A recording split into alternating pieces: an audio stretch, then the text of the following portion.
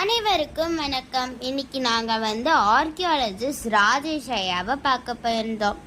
இவர் பட்டணமருதூர் போன்ற இடைசங்க கால ஊருக்கெல்லாம் ரிசர்ச் பண்ணுறாரு. நாங்களும் அங்கே போயிருந்தப்ப நிறைய காயின்ஸ், அதுக்கப்புறம் ஒரு பழங்கான கிணறு இதெல்லாம் நாங்கள் பார்த்து கண்டுபிடிச்சதுனால இதை பற்றி இன்னும் கொஞ்சம் தகவல் அது அந்த இடம் காயின் ஒரு ஸ்டோரேஜ் இடமா ஒரு மேனுஃபேக்சரிங் இடமா இருக்கு. அது காயின் ஒரே பேட்டர்ன் காயின் கிடையாது. கடைசியாக யூஸ் பண்ண டைனஸ்டியோட காயின் கூட கிடையாது. சோழர் காயின் வருது, பொடி காயின், பொடி 2M 3M காயின்லாம் பார்த்தோம்னா அதெல்லாம் வருது. பேங்கிஸோட பீஸ் வருது. எல்லாமே கோல்டு மிக்சிங்ல வருது. 48% வருது. அதிகபட்சம் டோபிங் நம்ம எடுத்துருக்கோம். பியூர் கோல்டு இது வரைக்கும் எடுக்கல. 2.7 48% வரைக்கும் கோல்டு இருக்கு. கோல்டு டெஸ்ட் பண்ற என்ன செய்வோம்?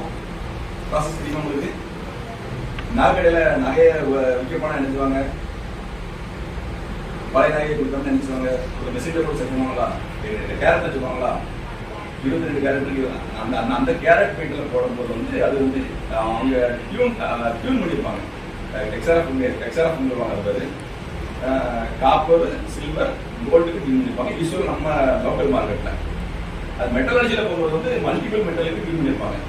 அப்போ எதாவது இந்த மூணையும் அனலைஸ் பண்ணுவோம். இந்த ஆப்ஜெக்ட்ல இத்தனை பெர்சன்டேஜ் கோல்டு இருக்கு, சில்வர் இருக்கு, பெர்சன்டேஜ் இருக்கு. அதர் மெட்டீரியல் ஏதாவது இருந்துச்சுன்னா அதாவது அதர்ஸ் கேட்டகரியில் வந்துடும். அப்புறம் அதை டோட்டல் பண்ணி பார்க்கும்போது 100% வராது. அப்புறம் மீதி உள்ள அவேரன்ஸ் அதர் மெட்டீரியல்ஸ் இந்த காரியமாக இருக்கலாம், இல்லை இரும்பா இருக்கலாம், டிரான்ஸ்ஃபர் இருந்தால் டின் இருக்கும். அப்போ